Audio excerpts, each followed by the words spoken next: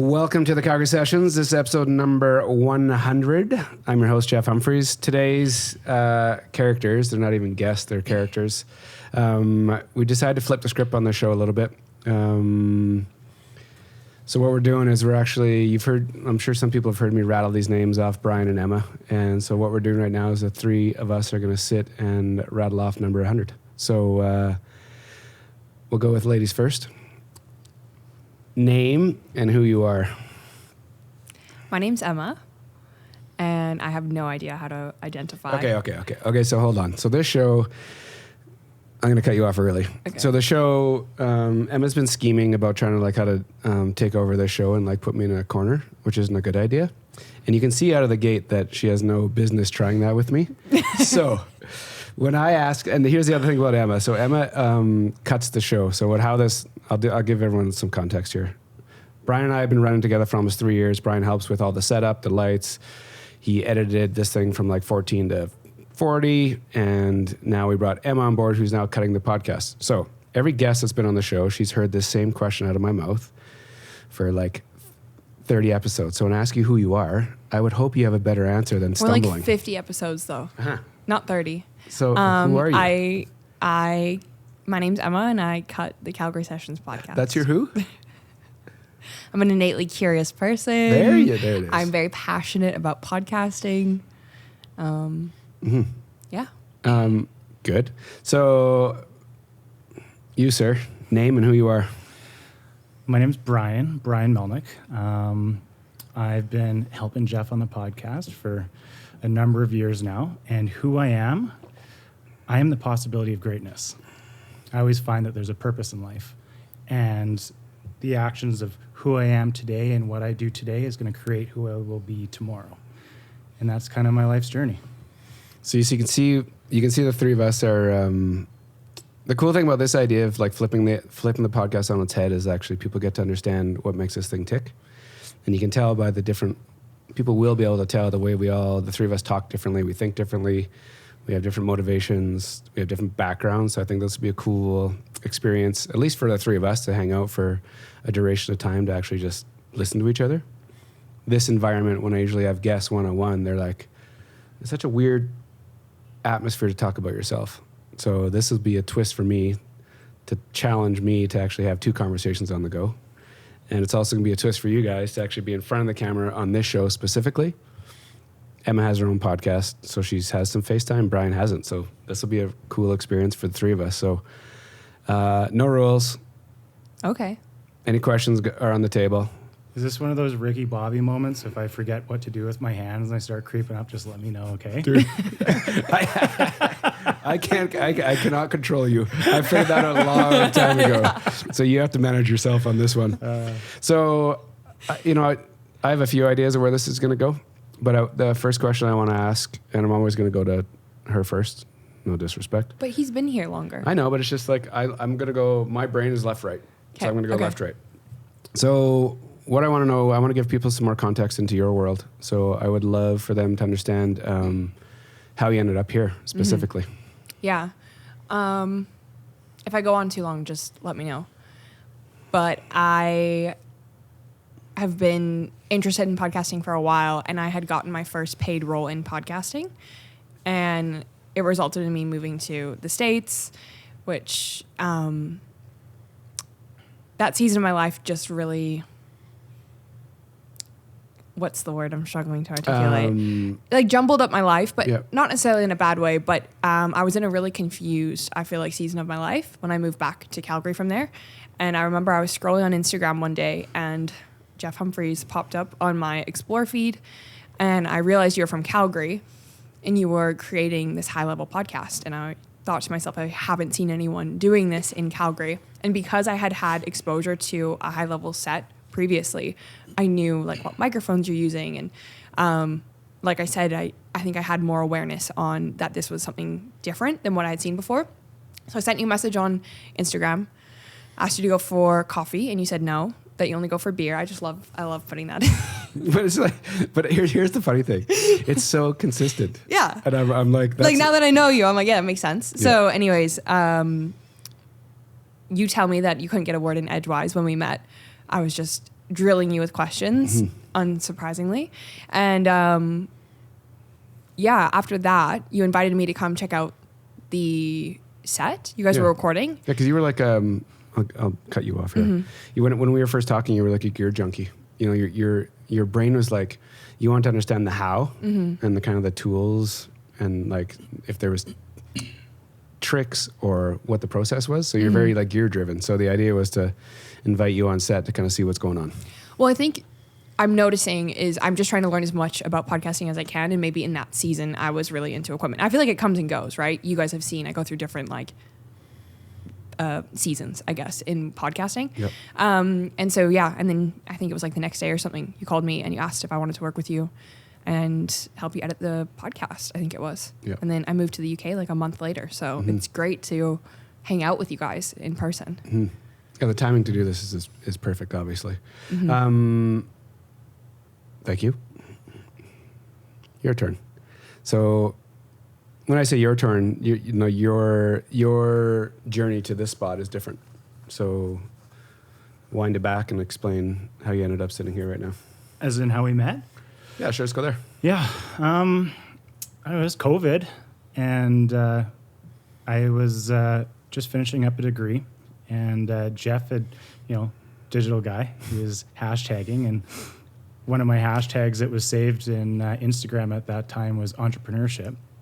And Jeff was hashtagging, and he was talking at a camera and just kind of in his first steps of experiencing the digital life. And so I watched a couple of those videos, and, he just stayed in my phone. And then I went to grad school, and they wanted me to do this internship. And the internship was like, oh my God, we're doing 5 classes a semester. I'm busier than I've ever been before. And now you basically want me to go look for a job?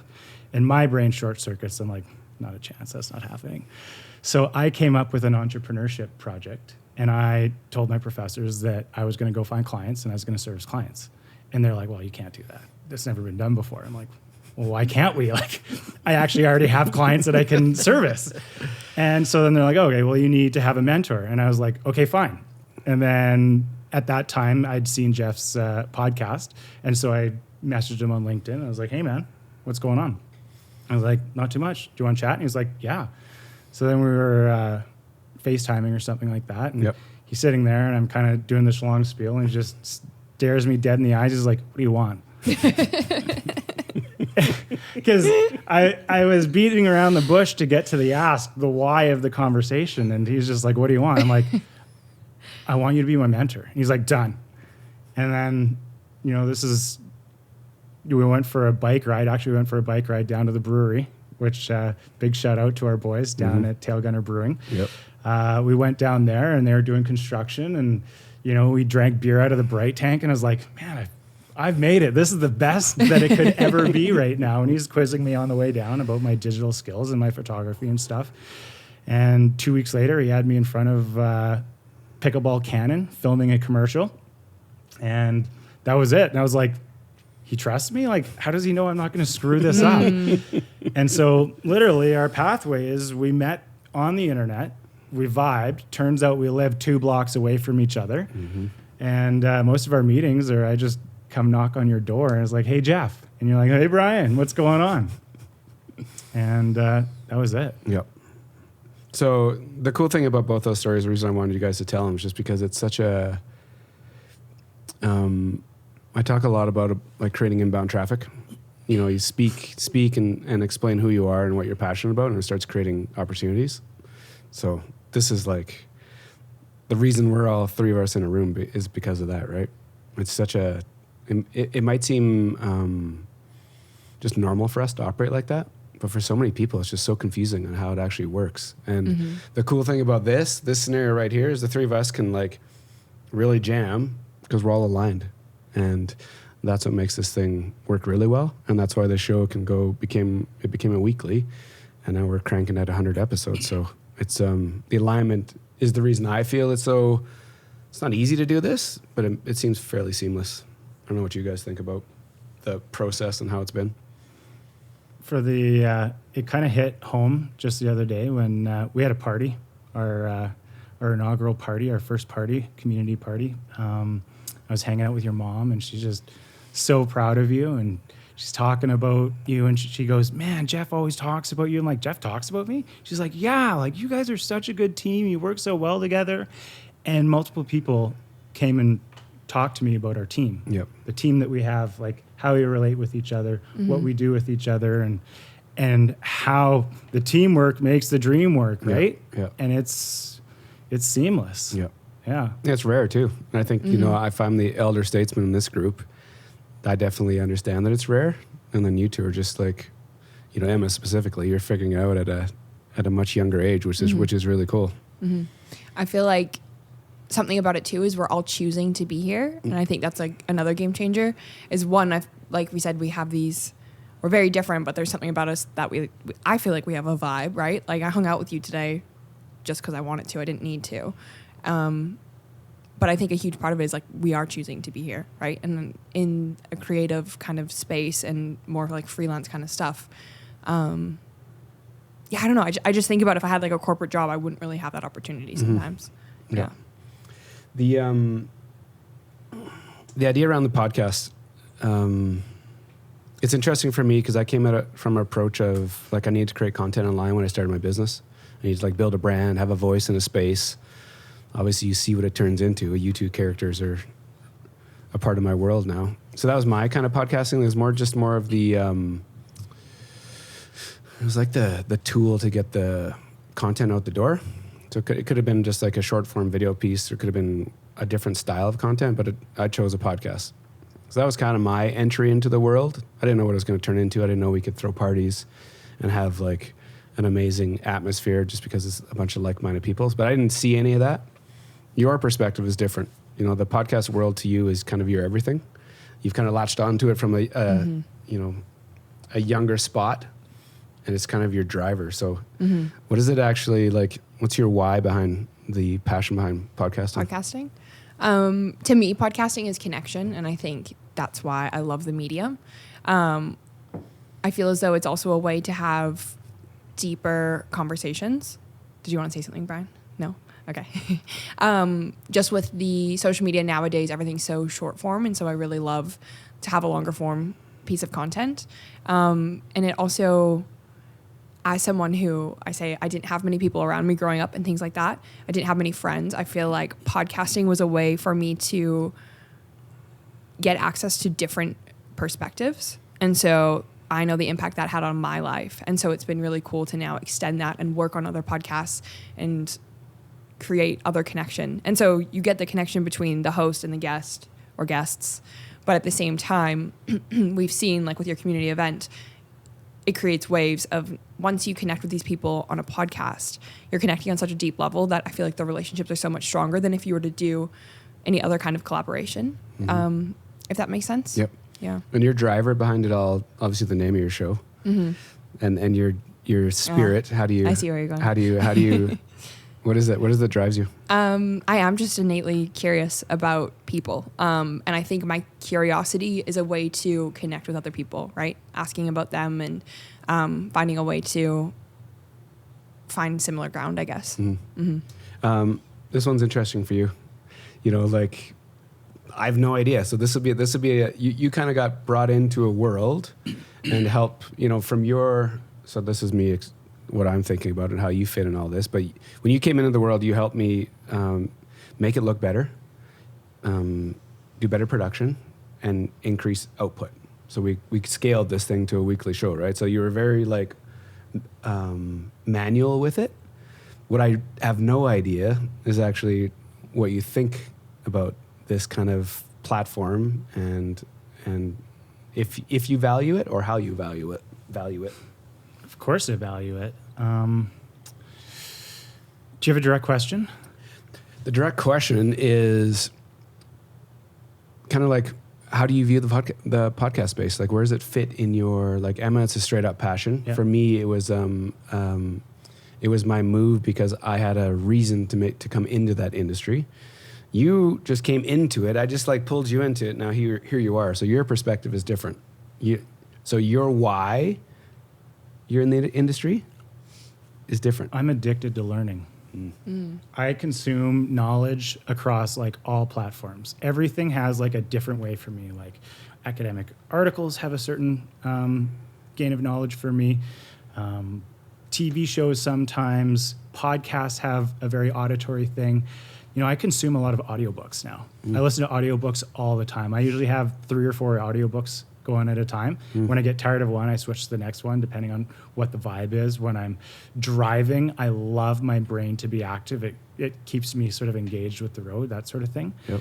And the podcasting space is just, it's so unique because you get to share with other people who you are, why you do things, and your unique brand of whatever magic you can dream up, right? Yep. You've got your own thing.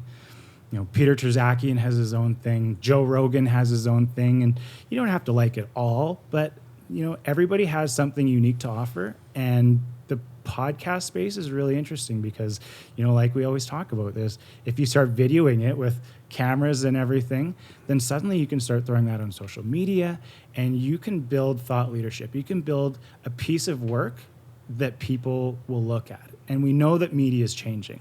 Media has gone from print journalism was huge for hundreds of years. It was the only way to read things was either on a wall, on a tablet, in a newspaper, and now everything's changing to digital. And print media is having less of an impact than it was before, but digital media is taking course. You know, might not be as reputable in some spaces, but I love it. I think it's fun too, right? You get to engage with everything. It can be for enjoyment or for learning knowledge. Yep. Kind of getting brought into this like industry, like I don't think you had experience podcasting like before any of this, right? So Brian's, I'll just speak to what I see for Brian. Brian's like this researching perfectionist, like all in, breakneck, figure it out, make it better, keep moving forward. That's his kind of personality. Did you, what's been the biggest surprise for you now that you're like this deep into it? And when I say deep into it, I mean like you are skilled and talented enough to like pop up any show you want wherever and understand all the ins and outs and how to deliver it. So what's been the biggest surprise for you now that you're kind of way deep in this biz? Is that I can talk to people and with like a certain amount of confidence, know that I can make their lives better. Know that whatever their goals or their ambition is, through storytelling, I can help them achieve that. And that's like goosebump powerful. Like I never thought that would be possible. Yep. But I see all of these people who are trying to solve problems and they can solve it with storytelling and communications. Proper, direct communication that brings clarity to whatever's going on, breaking down barriers. And it's like, you can solve anything with that, like politics, marketing, you know, just pure enjoyment. Like it serves so many people. And I want to get lots of people into it who are also passionate about that. It's such a, you know, as people listen to this or watch this, they'll be able to tell how different we all are. You know, like I'm sure Emma's sitting here off camera looking at Brian and watching him talk, and she's like, "Holy shit, what is he saying?" No. But it's such a different approach, right? Brian's so approach is like business oriented. Me. Oh no. So there's so many ways to look at it. Like Brian can connect a bunch of dots on what he sees, right? So I'd love to hear what I see about the podcasting space. Yeah. What's the and so this is like you have 2 points of reference, right? Your own show and this show. So what's been the biggest surprise or aha thing for you in this space? Many things. Off the top of my head, I would just say how untapped the space is. Podcasting's been around for like over 12 years now. And people say like everyone and their mom has a podcast, but I still believe there's so much like potential. And so I work with you, and I hope it's cool if I say, like, I work in podcasting in different areas, like within the industry. I do loads of different things. And I just feel like it's such an untapped space and it has so much opportunity. And then if we think in relation to Calgary or Alberta or even just like this region of the country, there's not much going on here. And so I just see a lot of opportunity for sure. Yeah. Did that answer the question? Yeah, totally. Okay. Yeah, it's like you saw it as an opportunity, not a surprise. So maybe you're just like, you could have been surprised how much opportunity there is. Yeah. I actually have been. Yeah. I think so. So you guys have been like riding right beside me so I guess for context, I think I took it from 1 When did you jump on? I always say 14. You probably know exactly. I think it's 13 or 14. Okay, so let's go with 14 to keep this story straight. The first edit was Buka, and he was 13. Oh, he and was. then 14 was Rice, I think, wasn't it? Yeah, I think you're right. Yeah. Yeah. Yep. So I took the show, just for context, the way this thing started was I looked in my phone and I made an Excel list of like 35 people that are in my phone that were either an artist, entrepreneur, and athlete, or did both.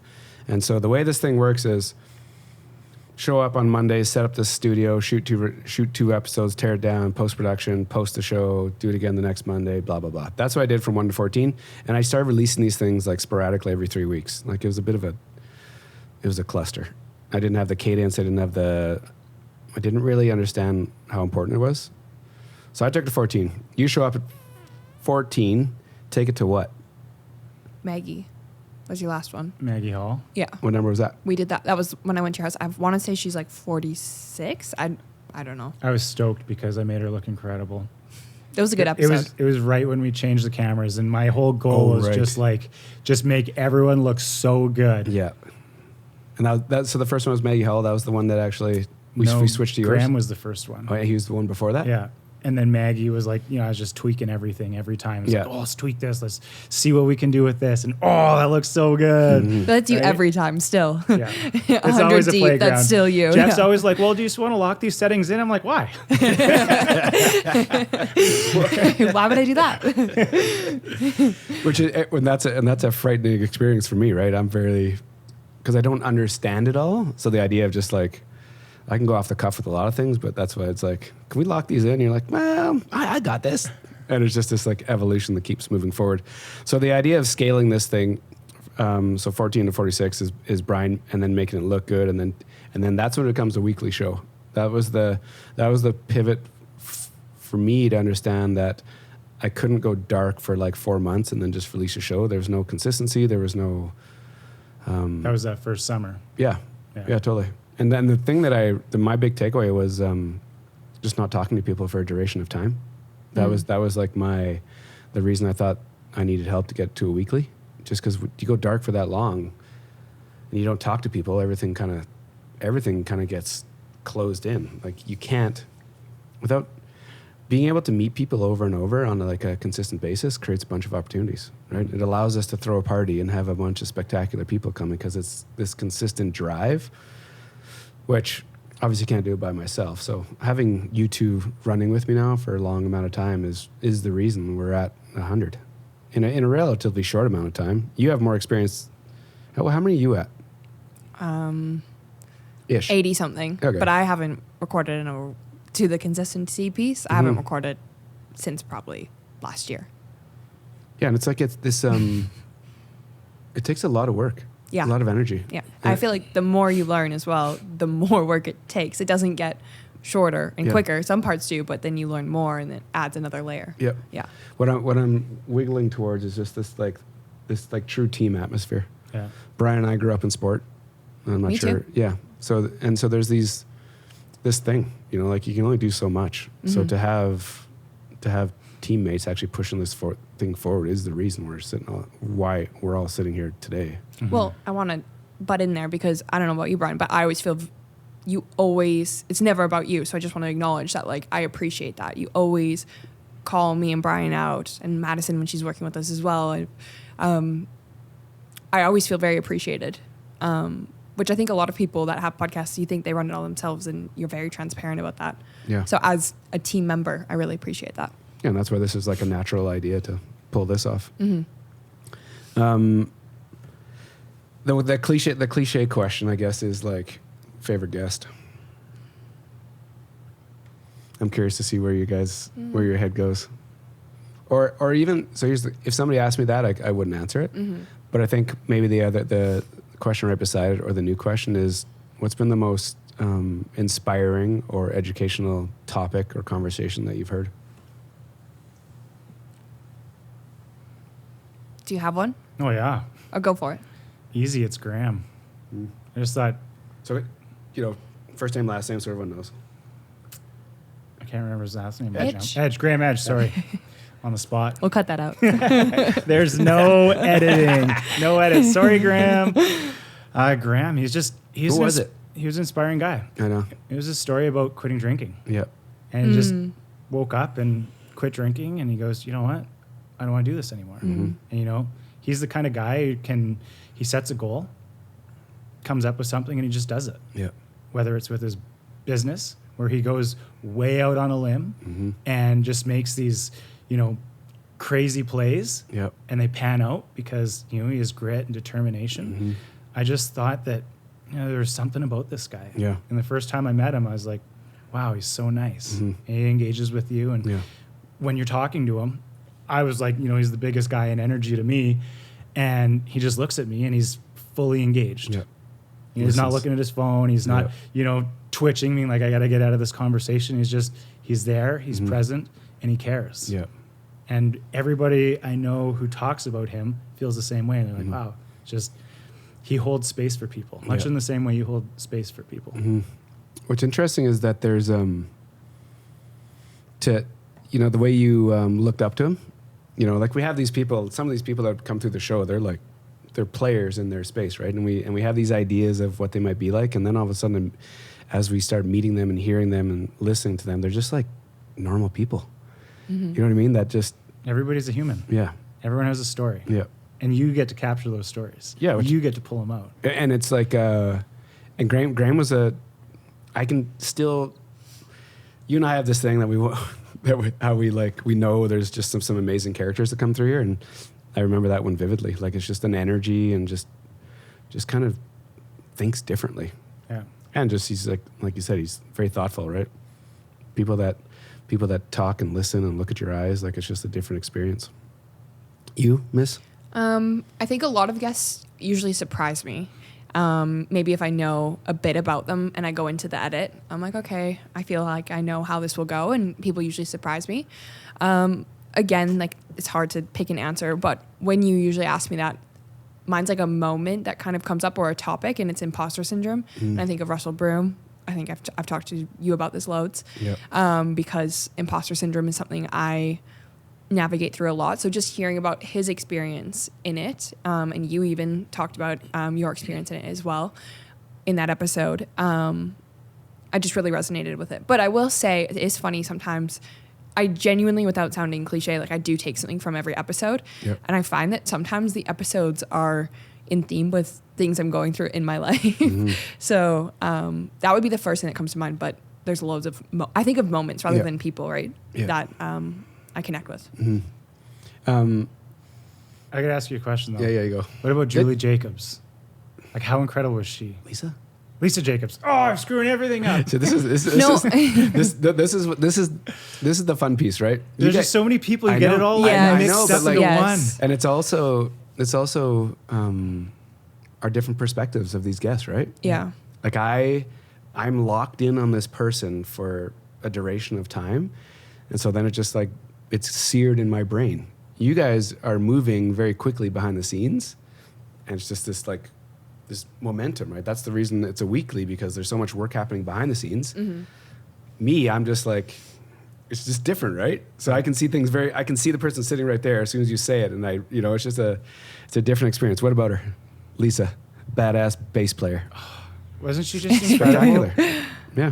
Her personality, when she's talking about like fitting into spaces, being like an introvert and an extrovert. Oh, I love that as well. When to close it down. She's extroverted, crazy extroverted. And then she goes, nope, it's time to protect my energy. And she closes down and becomes an introvert for a while. Yep. And she knows how to modulate. And that's one thing of the life of balance that I was listening to it at the gym and I kept rewinding things. And I was like, wow, this is so good. I also loved when she was talking about different seasons of her life, how sometimes she's the more like the intern role within the room, and she's learning so much and absorbing so much, and then she talks about how you also need the counter of where you're more like a mentor, and you're giving your knowledge to other people. I thought that was really cool as well. Yeah. Well, can we throw the question back to you? Who's been? Sure. I don't want, because it's hard. You can't pick a favorite. I told you I wouldn't answer it. So who do you think I think I know what your answer might be, but who have been some people that have more just after have been conversations that you're like driving home and you just can't really get over, or you're thinking about the next day? The there's two people that just kind of like their message has like resonated with me. Laval Saint Germain, his idea of forward ambulation. It's like forward direction in the morning. So it's all around riding my bike. So like moving forward in space first thing in the morning kind of wakes you up and kind of gets everything firing. Adulation, ambulation, it's one of the two. Brian, you should know this. I don't know. So Laval's gonna chirp me. But so that one really stuck with me, and one of the recent ones that really stuck with me was Dan Balabin. And Dan is the owner of Green Gate Power, which is a giant ass company. And we talked about on his show just about how going all in on his business kind of like hurt his family, hurt his health, and he's built this machine. And the cameras go off, and I don't share these things with many people, but the cameras go off, and he's like, and we talked about fitness, and he's trying, he's like changing his lifestyle. The cameras go off, and he's sitting here, and the last thing he said to me, he said, "Don't ever stop riding your bike." And so that thing was like, just this little takeaway that like this person. That's the cool thing about the show for me is like I'm getting my MBA. I'm getting fucking every master's piece of paper that you can get. I'm getting it with these people. So when a very successful human tells me his story, his experiences, and then that's his piece of advice, not how to do deals, not how to do these things. That just like really it kind of confirms my own inner ideas and intuition. So those ones were really interesting. As far as like people, I've been like, there's some days when I go home from doing this, it's like, it's the most exhausting day. And it's the most like, it's almost like spiritual experiences. You're just like, you're being involved in these spectacular conversations. And to come down from those has been really tricky some days. But there's just been so many cool people to talk to. And for whatever reason, I'm just on my fitness thing is like always top of mind. So those two they kind of stand out. Yeah. I don't know where this thing's going to go, like this whole show, like where the Calgary Sessions actually goes. I have no like real plan for it or like sight line to it. It's been a weird experience. It's been a weird experience when I say that, just because it's become way more than I ever thought it was going to be. There's no way I would ever thought that episode 100 would be with two people that have helped me grow this thing that you didn't know before starting the show. To here we are today. So it's a weird spot to be. And I don't know. I'm really curious to see where it goes. Yeah, I didn't think I'd ever get an invite. We keep Brian locked up. Yeah. Can I ask a question off that? Yeah. What's been something you've learned about yourself since starting the podcast? Well, it's probably uncovered a skill set that I always had that I didn't realize was a thing. And that's just being able to listen. And for whatever reason, I don't like to talk. I don't like group environments. So this thing's a bit of a twist, but yeah, I think it's uncovered this skill of listening, which is kind of, that was unexpected. And then figuring out what to do with it, right? I think that's the interesting thing when you get put in new experiences, and if you figure out you're half decent at something, then it's what to do. That's why I asked you that one time if you'd ever consider being a spy. Because you and I had the spy conversation. The spy conversation. You're like, where'd that come from? But like the ability to listen, and they call it like in mental health, they call it active listening. It's like listening with the intent to process instead of respond. You know, when you're in conversations and you're trying to have a conversation with someone, and then they cut you off and tell you their story instead of, cueing into your story. But it changes your relationships. It changes your conversations. It changes everything when you listen and you really engage with somebody. Yeah. It's just like Graham or any of those guys that we've had on that are also really good listeners. It's like different. Buka. Eli Buka. Yeah. Like something big's going to happen with him really soon. Yeah. And he'll show you the power of listening. Yeah. He's great. Yeah. I think the listening thing's been I think you also create a safe space. I'm not going to disregard the courage that the guests have by showing up and sharing their story and being vulnerable. But I think in order for people to do that, they need to feel safe and they need to feel comfortable. And you do just have that energy about you as well. Yeah, it's been really interesting. It's been interesting to figure out, like, it's almost laughable, the first like 7 guests, like literally like my close friends that, you know, like Turkey and Pistols, Rob, Jackson's on there, like Jeff Moore. These are like my close friends, to have those guys, and then just actually all the characters we've had, right? We've had some high functioning humans on this show, and sometimes it's laughable that I'm actually talking to these people, because it's just, you don't never would have I never would have expected this. I know only once or twice you've been like, wow, I'm actually intimidated going into this conversation. But the good thing is you're a really good listener. And that can serve you in so many different areas in life, right? Yeah. My dad always told me, you should be seen and not heard. Same. My parents told me that as well. I never understood it, and it's still not working for me. But it's good advice. It is, yeah, and the right beside that is the Ali Buka 2 ears, 1 mouth. That's like an interesting thing that always stuck with me too. Yeah, which is the exact same conversation. And he repeats that he's a professional athlete. Yeah, who listens. Yeah, processes, and he says there's a way to conduct yourself. And he's trying to pass that on to the next generation, which is cool. Which, if we're gonna have the generational chat, there's just about 10 years between all of us. Oh, yeah, totally. Yeah. Which is really cool. Yeah. And so I want to know, from Emma's point of view, where do you see podcasting going, and your experience and the growth you've had? What about the experience and the growth that I've had? What experiences and growth have you had so far? Because you said that when you first got into the space, you were in kind of like a messy area. You didn't know what was happening.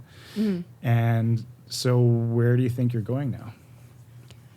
I don't know the exact destination, but I know kind of the direction, if that makes sense. And I know when I work with certain people or I do certain things, what feels good and what feels aligned. And I think my biggest strength I've realized from podcasting, because I started by creating my own show, was realizing my ability to connect with other people and also how much that serves my life. Like, I need to have connection for me to feel my best. And so, I don't know if this will make sense, but realizing... I love when you say that. I say it too much. Oh, yeah, totally. But I know. No, you know what? It's not too much. It's like when you're on your show and you're interviewing somebody, you have this it's not a habit, it's just your move. You're like, I don't know if I'm making sense. You're kind of like self-deprecating. Yeah. Which is really interesting. Yeah. And here's the thing. Like Brian just said, the generational thing here, it's like there's 10 years between, there's 20 between you and me, 10 between me and Brian. And what's interesting is I get to look at it from this past experience thing. I've been where you are. So now when you're going through this, it's fun for me to see, as long as it's not too torturous. No. And it helps, because we've talked about it. Things that I experience, even, and I've said this to you before, you just acknowledging that you've experienced it as well. Yeah. It's not even you giving me advice, just being like, yeah, I understand. That's just, that means a lot. Yeah. I'm going to bring it back to your question of just, I'm just seeing the power of relationships and just going forward with that. And also just listening more to my intuition. So this is kind of taking it off of your question. I'm taking a different direction, but just leaning more into the relationships and what intuitively feels good, like the decisions that I'm making. What was the original question? I think I've lost it, but just like, what is the growth? But now you're talking about making intuitive decisions, and knowing to trust yourself and where to go. Yeah, right? I think I'm learning more about myself and having more confidence and self-belief in myself. But I also think it's because I'm in an industry that I think is right for me. But random though, right? Like there's no listen, I might be talking to my ass right now. Maybe there is a course or a program that's like a become a podcaster. I've looked. Yeah. So that this is a intimidating path to take, because there's really no blueprint for this, right? No. So it's for essential. And here's the thing that I always dig at you at. There's no answer. And I think what's really cool about you specifically is just you have so much passion and knowledge for this industry. If you actually sat down and like wrote a document around all this, you could probably be a professor in some shitty school and teach. We wouldn't want that. I know, but it's like, but the amount of knowledge you've accumulated in a short amount of time, you know, it's like a master's program. So, and it's all self-guided, which is fascinating, right? To that, I also feel like sometimes it can be overwhelming of, oh, I don't have a blueprint. I don't technically have a job title. I've created my own full-time role within the industry. And what is your job title? I don't have one. You're the podcast manager now. But at the same time, it's the ability of, because there is no blueprint, you can create your own. That excites me as well as scares me. Yeah, blessing and a curse. Yeah. Yeah. The blueprint. We have a blueprint. Yeah, see, do you want to share a little bit about the blueprint so here's the thing. kind of how we got it going, or are we not sharing that? Oh, we can share anything. So here's the thing. When Brian asks me questions, the interesting thing about that is he's already got the answer cooked out in his head, and it always comes out better than I can say it. I speak from a very intuition, like gut place, not like well articulated, not very thoughtful, and not researched. It's just like what I feel. I'm Jeff's matrix. Brian can like bring it all together. So talk about the blueprint. The blueprint of what we've done with this show. Yeah. How we do it. How we execute it. Yeah. Well, it started off. You were in Gary V's 5 Ds. Can you 4 Ds virtual? 4 Ds? What are the Ds? It's like that's a good question.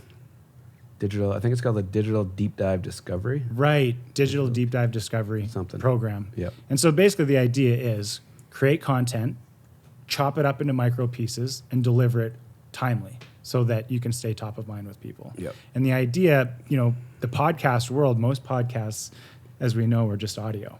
And so it's like, well, how do you take a podcast and get followers if no one can see you and no one's looking for you? And you post your podcast and it's this no name with, 4 episodes. No one's going to pick up your podcast. How do you market yourself? The market is getting all of these cameras. Yep. And so we added the video component. And the video component allows you to capture yourself, being thoughtful, chop it up, throw it on your feed, and then people can engage with it and go, wow, this is a podcast. I'd love to see that. Yep. And I don't think we would have had the successes that we had if this was just audio. For sure. Yeah, the video piece is the mind twist for a lot of people. Here's, again, like if I went from 1 to 14 by myself, amateur cameras, amateur setup, just dangerous enough to pull it off. But it's taking a chance and actually trying to figure it out. But that's kind of where all the opportunities it's come from, these little video clips, right? Right. It's just That's how I found you. Create exposure. Yeah. And even at the party, I feel like a lot of people said that. Yeah. Like it would pop up on their feed and things like that. Yeah. So it's little things like that we take.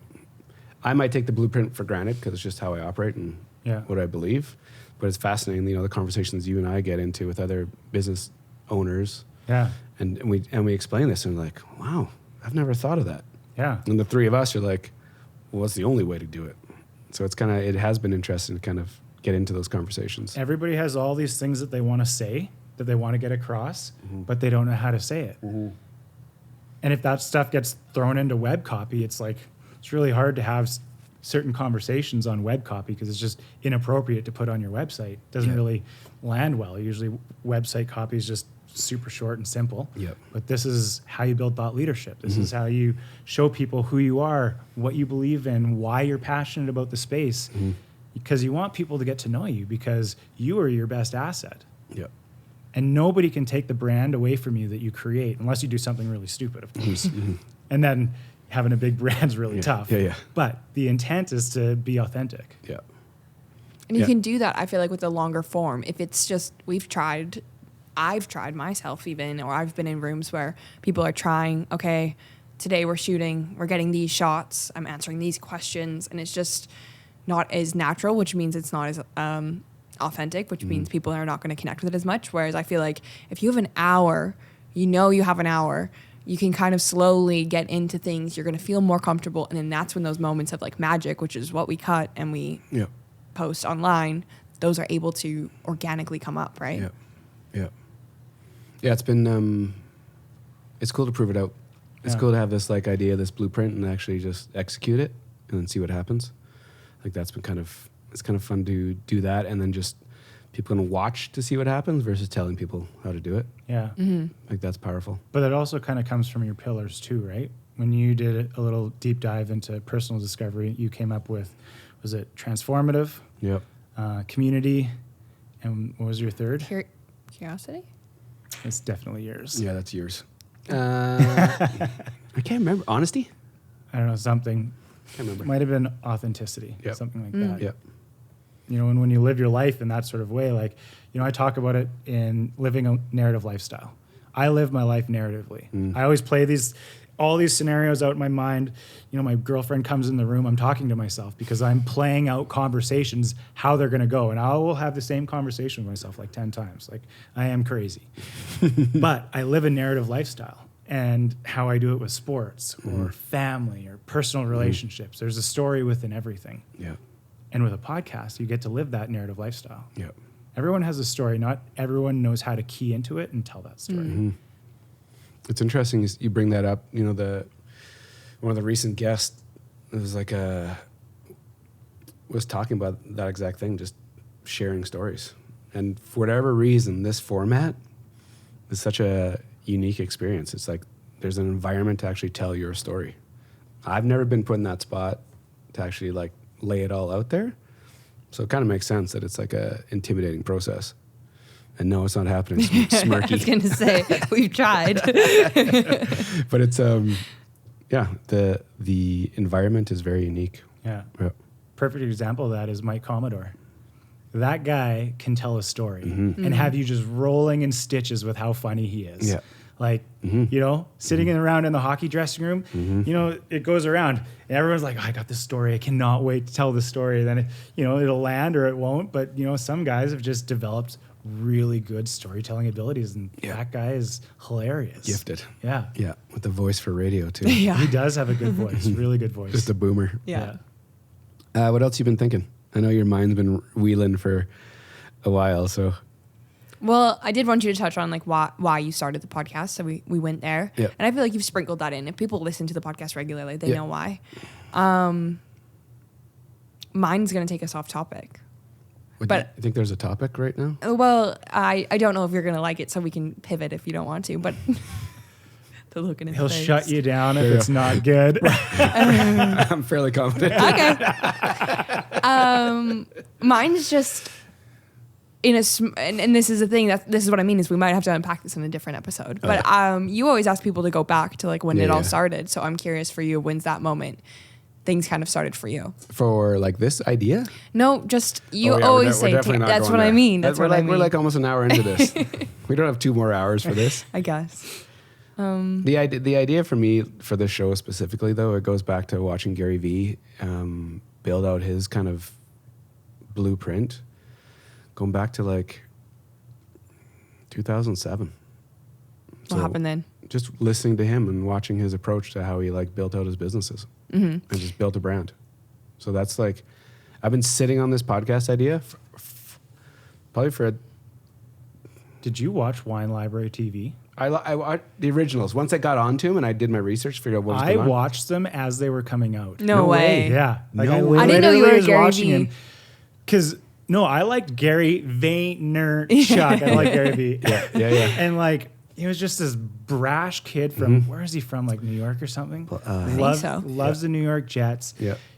And he's like, I'm going to break the wine industry. And his idea of breaking the wine industry was swearing. It was YouTube. He had a background with football jerseys and helmets and shoes and stuff. Yeah. And his dad was an immigrant from, I think they're Polish. They might have been Polish. And so we had a wine store. And he's like, well, what are we going to do with this wine store? We sell like $1 million a year. And he turned it into like a $20 million a year wine library store that was online. 3 mil to 60 mil. 3 mil to 60 mil. And so then he would do these shows and he would drink wine and he'd be like, he would just like spit it out across the room. He's like, oh, that tastes like the bottom of like a dry leather shoe. And he wasn't doing the regular sommelier stuff at all. And he had personality and he was doing something different. And like, he was innovating. He was disrupting the system. He was the first in the internet on the game. Yeah. So that goes back. It's like planting seeds, right? These seeds get planted, and for me, I move like really slow. So if he was talking about podcasting like 9 years ago, it took me 5 years to figure it out and have the space to actually do it. So it's like a very slow process.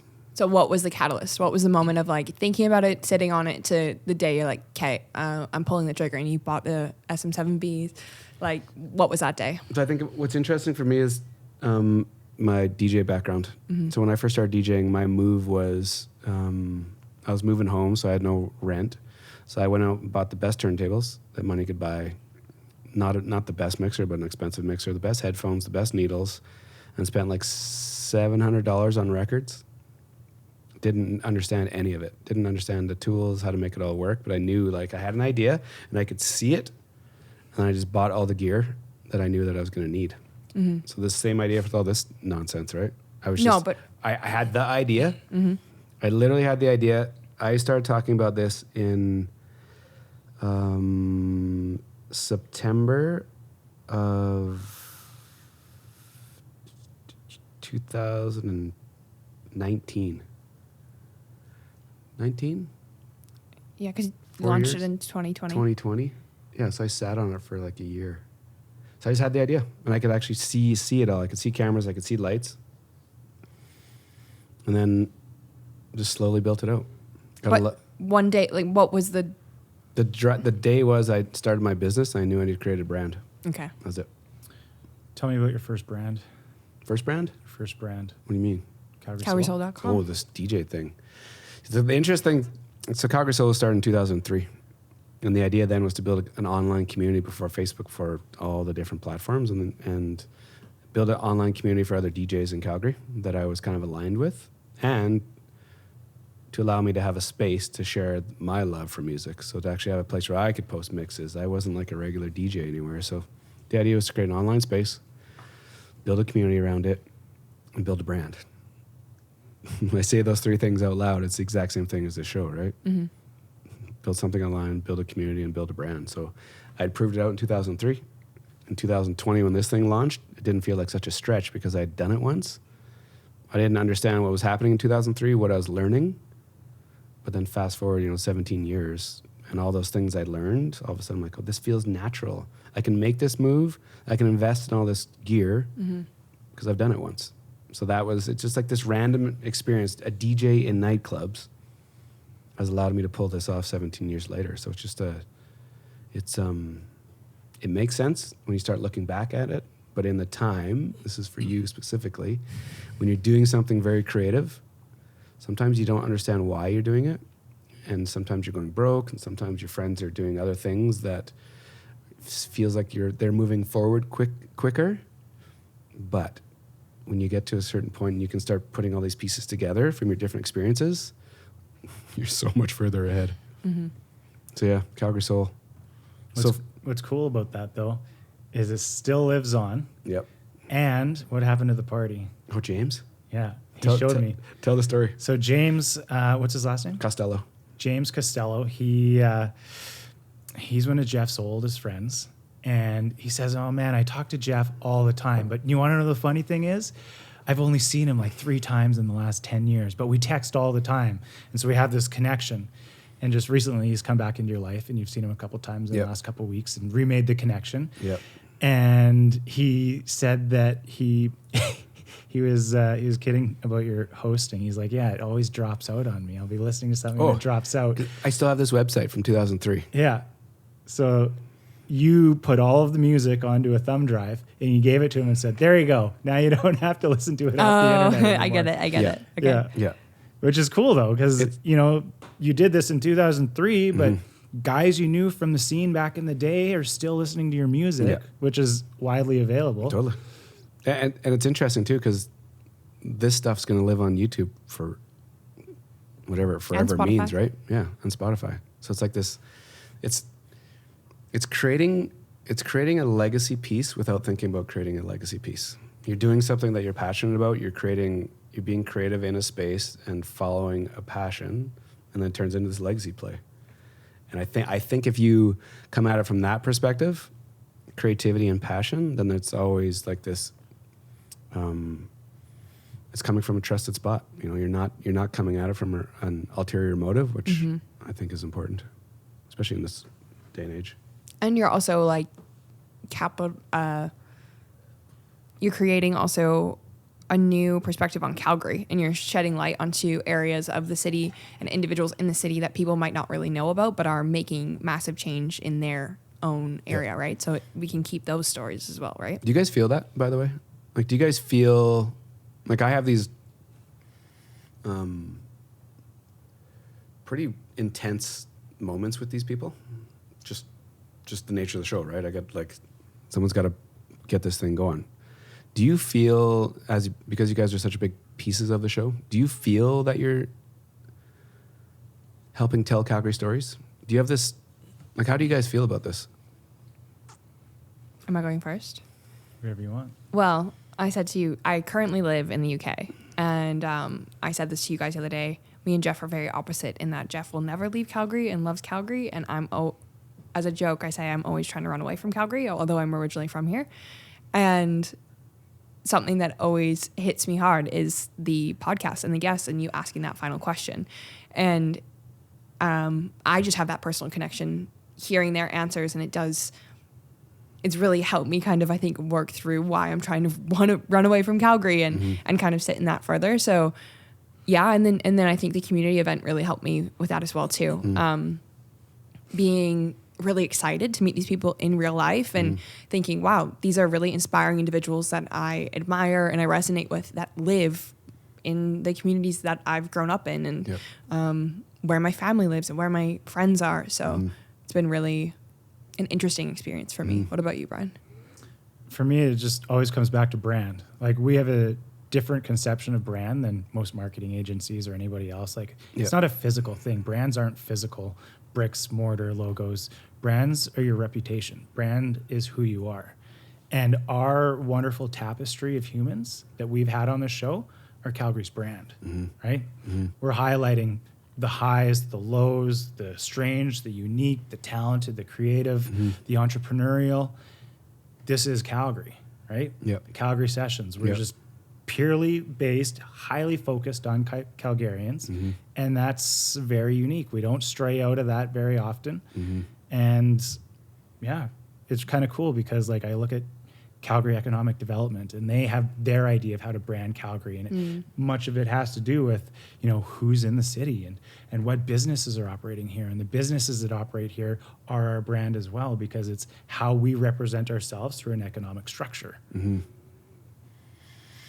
Yeah, it's people have, you know, as the show kind of has gotten its legs under it, and people are like, you're giving a voice to Calgarians, which is kind of cool.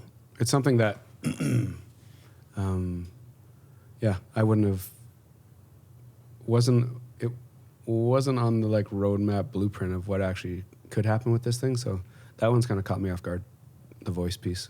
It's also changed my narrative or my perception of Calgary as well. Because I think, like I said, I've lived abroad a few times and I've kind of had this past perception of the city. And even from starting my own show and interviewing people and making my own connections, and then now working on this show, it's just expedited that process as well and provided way more insight into all different people, like your network. And it's pleasantly surprising of like, oh wow, Calgary is actually really cool, and there's a lot of diversity and a lot of alternative perspectives, and it's very, I feel like, grassroots and entrepreneurial, which is something that is a strong value of my own. So yeah, I just also wanted to add that. That's really insightful. I find that, like, I identify with that as well. Like Calgary, you know, there's a lot of stereotypes, right? External stereotypes about Alberta, period, and Calgary. And the people that we have on it defy those stereotypes. You know, the people we have on are humans. Everyone has a life. Everyone, you know, has family and cares and you know, anxieties. And sometimes they lay it out on the line on the show, and that's beautiful, and we can capture that. Yeah, it's been very unique. And something that continues to evolve too, right? Like that's the interest. I think what we pulled off with that event was like an evolution of this, right? It's taking this digital format and then humanizing it. And then I think everything goes crazy.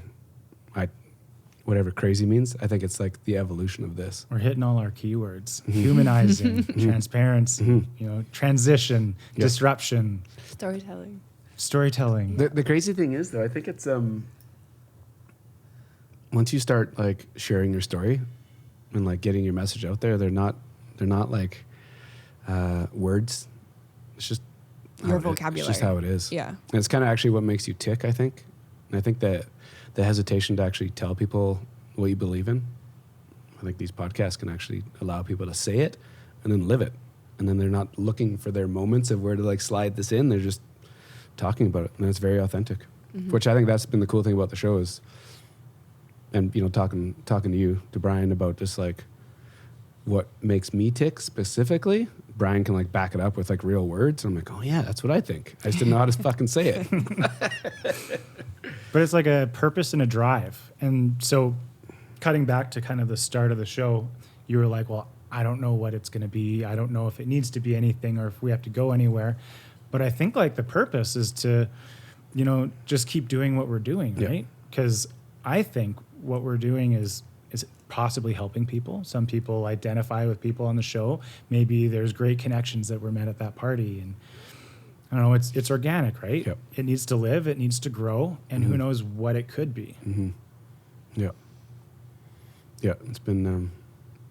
You mentioned earlier when you were talking about being a DJ and how you could just like picture it, or maybe you could like feel it. Yeah. I know you say you don't know where this is going and it surprised you where it's going, but is there maybe a feeling that you can step into when you think about the future of the Calgary Sessions?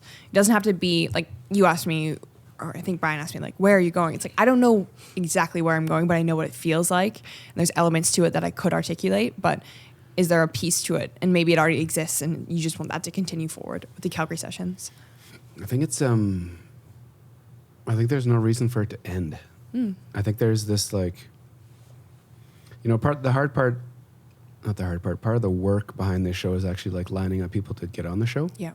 That's like a lot, it takes a lot of energy to make it happen. But I do think it's endless, the amount of potential guests that can come on this thing, which is kind of cool. I think just to keep the momentum going and to keep giving Calgarians a voice, I think is enough of a direction. Mm-hmm. And then I think that being creative with different ideas of how to do it, I think that'll keep it fresh and always moving forward. But I think there's so many cool characters in the city, but every time we turn these cameras on, it's going to be a unique experience, which it's kind of cool. Like you don't really have to overthink it. You just got to do it. Shameless plug. If you know of a great guest idea, oh yeah, go to jeffhumphreys.com. There's a guest submission page, I believe. Is it on jeffhumphreys.com? Yeah, .ca. Yeah, okay. Yeah. Oh, perfect. .ca, sorry. Yeah, it's gonna be interesting to see how it plays out. And I think what's also the reason this show was a good idea, just because it's important for people to hear from you two, to actually what makes you tick and what value you see in all this too, right? Because I think what's interesting is people can then look at this as like, oh, there's opportunities in this world, in this space specifically. So I think it's a cool experience to flip this on its head and have you two explain your whys a little bit too. So I think it's a good idea to do this one. Yeah. Yeah. You guys? It's got to be a different experience for you guys sitting in this room with me right now. Because every time, nobody ever sits in this room when I'm doing interviews, it's a closed right? set. Yeah. I also want to say, I just find this interesting. You don't prep the guests at all. Yeah. Like, at all. Which is good. Yeah. I think that adds to your whole vibe. The whole thing of it? Yeah. Yeah. Like, I find that stuff interesting. Yeah, I kind of lost my point, but... No. It's just that, like, you guys have also really showed me that there's a different way to things. Yep. There's a different way to operate a business. There's a different way to create a team. And maybe this episode also shed light on, and I don't know if I'm being too forward with this, but like, I really vibe with you guys. Yeah. Do you know what I mean? And like, we all want to be here. And I don't know about Brian, but like this isn't a job for me. This is something I'm choosing to do. There's passion, I think, amongst all of us. Yep. If you see Brian setting up the cameras, it's like you really have to be passionate about it to have the patience that Brian does to get the detail that he does. So it goes beyond just Jeff, right? Yep. It's not just like a job for the three of us, which I really think adds a lot more value to the show as well. Yeah, for sure. Yeah. I like how you call my obsession passion. That's cool. It's a good way to get you off the ledge. Are they recording? You see red lights? Yes, I think it's been the other thing I like about this specific episode is getting airtime for you guys. I like I like giving you guys a voice. I do say it to everybody. I'm like, him and Brian. And so this is a cool atmosphere to actually give you guys a face and a voice, which I think is just fits this whole thing perfect. Appreciate it. Yeah. Hopefully we didn't mess it up. I didn't swear, so we're good. I've had my swear count on. But yeah, I'm very thankful to have you guys in my world. I think you guys know that. So, thanks for doing this. Yeah, man. Yeah. I mean, it's Cinderella story. Yep. Every day is easy with you. Nothing's ever stressful or. Brian described it as one time we were on a call. You were like, why is it every time you call Jeff or you talk to Jeff, it sounds like he's in a lounge chair drinking pina coladas? And that's how my experience with Jeff has been. I said that? That's how you describe Jeff. You always have time for us. You, at least, I'll speak from my experience. I don't know about you, Brian. It's just because, the only reason I say that is because it's very different. Like, I live in the UK. You're with him all the time, et cetera, et cetera. Yeah. I lost my train of thought there. Yeah. But super easy. yeah. Like I said, It's never I feel hard. like There's never sandpaper. Usually it's just butter on a pancake. Yeah. But there's a reason for that, right? I didn't put a thing out on Indeed saying I'm looking for a podcast person. I didn't put a thing out that said I'm looking for an assassin. You know, like you put it out. with a great mustache. Shout out on my business card. It says digital assassin. But I tell this story and I hope it's not lost in you guys, right? Like, you create things and it starts creating this inbound momentum, and that's where everything gets easy, right? If I had to post things and look for specific people, then you have to weed through it, right? Yeah. If you actually create something that it clicks with people, they just when things do line up and they come and our worlds collide, it's pretty like painless. So it's not a coincidence that the three of us can hang and it does feel seamless and laid back, because part of that's too because I've been through some shitty ass bosses. So I think we all have. Yeah. Right? Yeah. And I think we've also maybe figured out what we do want in our lives. And at least for me, like, I know what I want in my career as well. Right. And the other thing I want to add to that is I hope that maybe this episode can show people that there is another way, right? Like, I know I've had jobs in the past, and if I had listened to an episode of this and just even heard how we communicate, even just in the subtle ways, and just to show that there is a different way if you have an interest or something, or maybe there's a part of your life that, without sounding too cliche, but you just don't resonate with, like, you can find people out there that are similar to you, have similar values, and in your career as well, and in business. Yeah, for sure. You just got to work at it a little bit, right? Yeah. That's the other. That's the other piece. Yeah, there's that work thing, and you guys obviously both are not afraid of work, so it's just another reason it all works. You know, it all just like smoothly goes down a path. So yeah, thank you. I appreciate both of you. Thank you. Thank you. So, episode 100. Emma, cue up the outro music, please. Yeah. Wait, no, Jeff has to press the button. I do have to hit the button, but before we do that, this is like a 100th episode shirt from our good friend Rob Sawchuk at Turkey and Pistols. So, too bad you didn't have a swivel chair, because the magic's on the backside. Well, yeah, I can't do it. I'm not that flexible. That'd be tough. Thanks for doing this. Thank you. I'm glad you flew in for this. Thanks for... Brian, I'm glad you're just willing to ride shotgun every day. So, thank you. Thank you.